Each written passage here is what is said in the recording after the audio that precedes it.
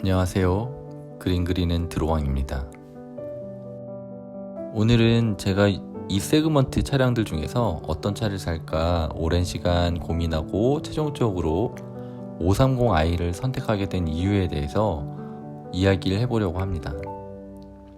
이건 어디까지나 저의 개인적인 생각과 취향으로 차량을 선택한 부분이니까 제 생각과 의견이 다르더라도 그냥 재미로만 봐주셨으면 감사하겠습니다.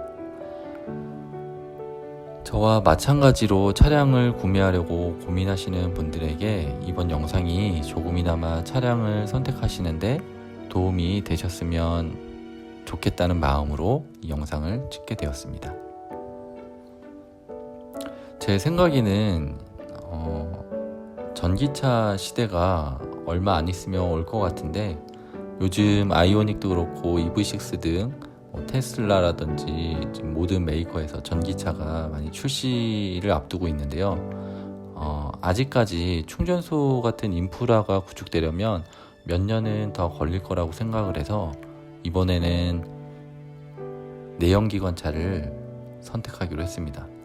어쩌면 제가 타고 다니는 마지막 내연기관차가 아닐까 생각을 해서 더 신중하게 내연기관차를 알아보게 되었습니다. 저는 개인적으로 SUV보다는 세단을 더 선호해서 비슷한 가격대의 세단으로만 비교를 해봤습니다. 주로 이 세그먼트 차량들 위주로 비교를 해봤는데요. 제가 고민하고 비교해봤던 차량들은 제네시스 G80, 볼보 S90, 아우디 A6, 벤츠 E클래스, BMW 5 시리즈 같은 모델들을 비교해보고 고민을 했었습니다. 저는 지금까지 계속 국산차만 타봐서 될 수 있으면 외제차를 경험해보고 싶은 마음이 컸습니다. 그래서 일단 가장 먼저 제네시스 G80을 제외를 했었는데요. 물론 실내외 디자인이 너무 예뻐가지고 마음에 들었지만 초창기의 엔진 결함이라든지 그리고 또 동급 차량 대비 연비가 안 좋은 것도 조금 마음에 걸렸고 그리고 냄새 이슈 같은 그런 초기 품질 문제 때문에 선택하기에 조금 어려움이 있었습니다. 하지만 뽑기 운이라고 생각을 합니다. 그래서 제네시스 G80 지금 봐도 너무 멋지고 익스테리어 디자인이 워낙에 예쁘게 나와서 지금 볼 때마다 감탄할 정도로 되게 멋진 차라고 생각을 합니다. 실내도 마찬가지로 동급 다른 차량에 비해서 한 단계 높은 수준의 어떤 고급감을 가지고 있는 차라고 생각을 합니다. 정말 외제차보다 더 존재감 있는 디자인과 성능 때문에 고민을 많이 했지만 일단 제가 외제차를 한번 경험해보고 싶어서 이번에는 외제차를 선택하게 되었습니다.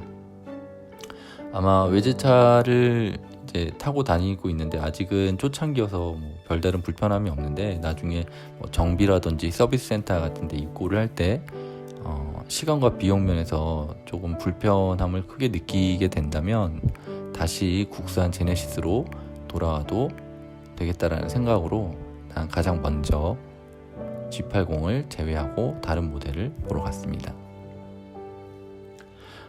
그런데 고급스러운 승차감이라든지 그리고 가격 대비 풍부한 옵션, 차량 정비 편의성 같은 것들을 중요하게 생각하시는 분들은 제네시스 G80이 가장 적합한 모델이 아닐까 저는 그렇게 생각을 합니다.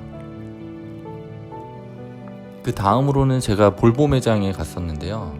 볼보는 몇 년 전부터 디자인도 정말 예쁘게 잘 나오고 세련된 실내 디자인 그리고 성능까지 무엇보다 최고로 쳐주는 안전에 대한 어떤 볼보만의 철학 같은 것들을 생각을 했을 때 거의 독삼사에 맞먹을 정도로 고급스러운 이미지로 성장을 한 것 같아요.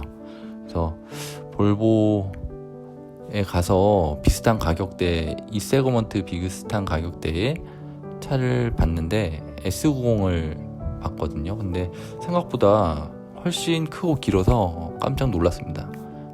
이게 인터넷으로 봤을 때랑은 또 느낌이 굉장히 다르더라고요. 실제로 봤을 때 5m가 넘는 차량이다 보니까 전체 길이도 동급 경쟁 차종에 비해서 가장 컸고, 인상적인 부분은 역시 뒷좌석이 동급 차량에 비해서 가장 넓었습니다. 디자인도 그 토르의 망치 헤드램프 디자인도 마음에 들었고, 실내 가죽이나 마감재들도 굉장히 고급스러웠습니다. 하지만 제가 차를 사려고 했던 시점에 예약을 걸어놔도 차가 언제 나올지 모르는 굉장히 긴 대기 시간이 조금 아쉬운 부분이었어요. 차를 받는 데까지 짧으면 6개월, 길면 1년까지도 걸릴 수 있다는 딜러의 말에 조금 제가 이렇게 기다리는 걸 잘 못해가지고 좀 아쉬운 부분이었다고 생각을 합니다. 요즘같이 빨리 변하는 시대에 이렇게 1년, 6개월 이렇게 기다려야 된다는 그 부분이 가장 아쉬웠고요. 볼보는 또 전륜 기반의 차량이어서 제가 후륜 기반의 차를 한번 몰아보고 싶어서 아쉽지만 스웨덴의 명차 볼보도 제 구매 내역에서 제외하게 됐습니다.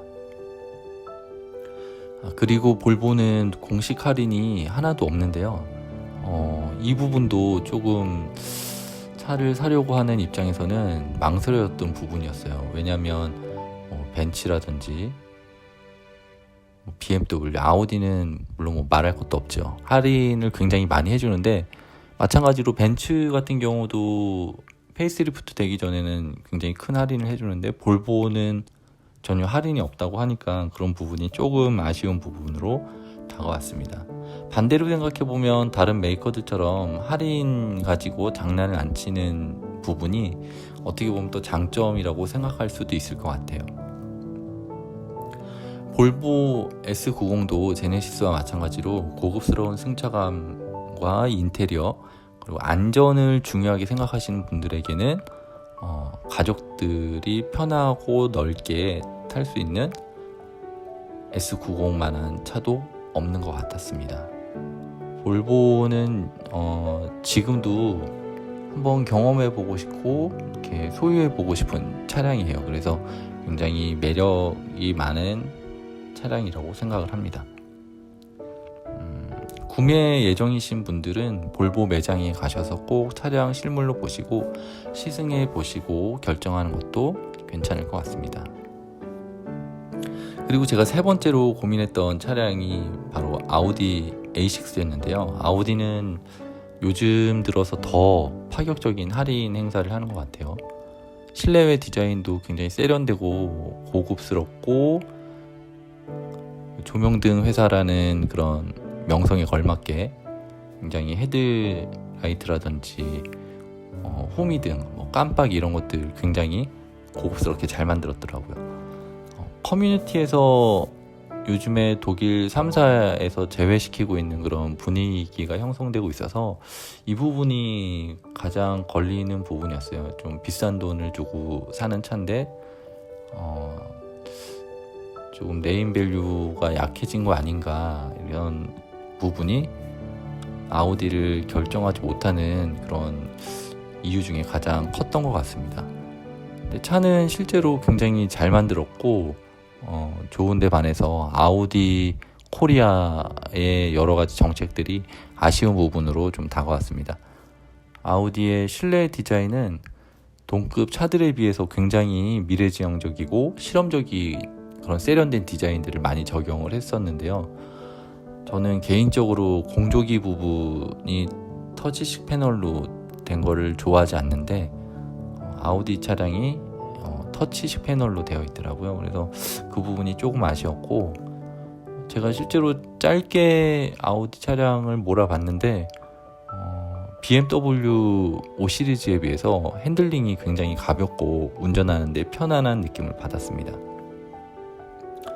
그래서 아마도 그 승차감도 좀 부드럽고 좋았던 것 같아요. 여성분들이 아우디를 선호하는 이유가 디자인이 물론 예뻐서 선호하는 것도 있지만 저속에서 가벼운 핸들링 덕분에 주차라든지 운전 같은 것들이 굉장히 편한 느낌을 주는 그런 차였던 것 같습니다.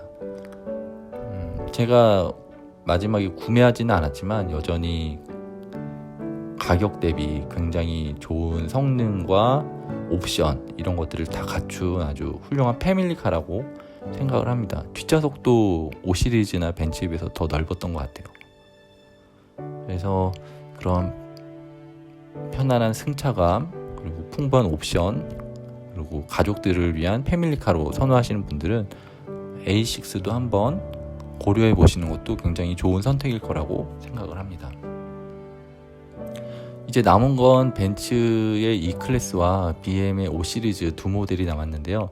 우리나라 외제차 판매 1, 2위를 계속 할 정도로 인기가 많은 두 모델입니다.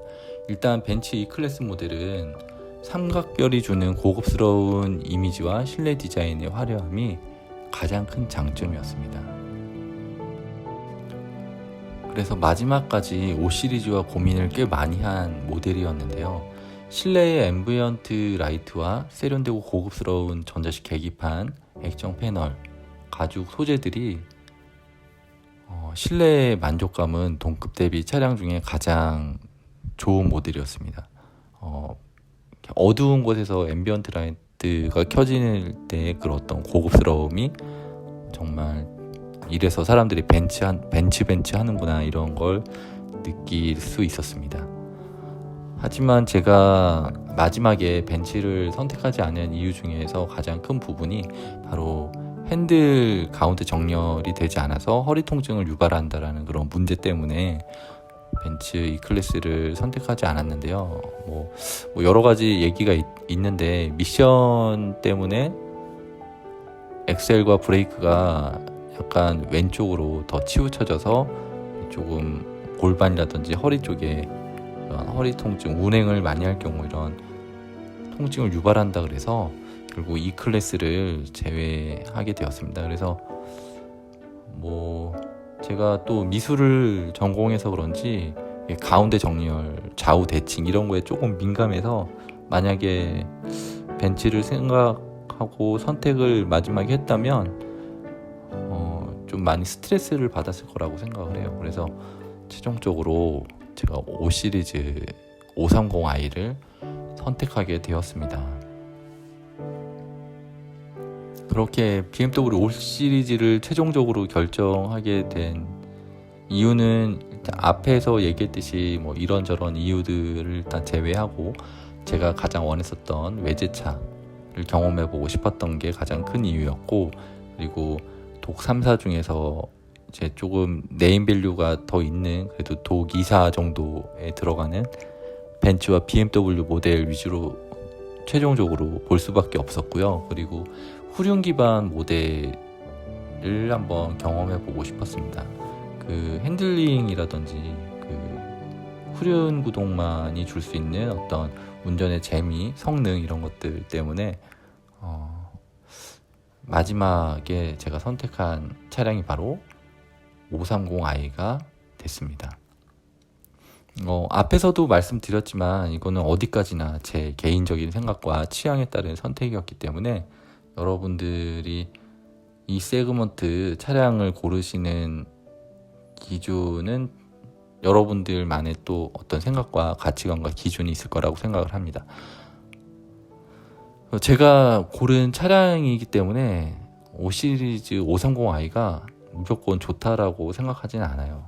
저도 5 시리즈가 완벽한 차량이라고 생각하지 않기 때문에 다음 편에는 지금 한 달 넘게 5 시리즈를 타면서 제가 느낀 아쉬운 점이라든지 단점 이런 것들에 대한 영상을 한번 자세하게 찍어보도록 하겠습니다. 오늘도 영상 시청해 주셔서 감사하고요. 건강하고 행복한 하루 되시길 바라겠습니다. 이상 드로왕이었습니다.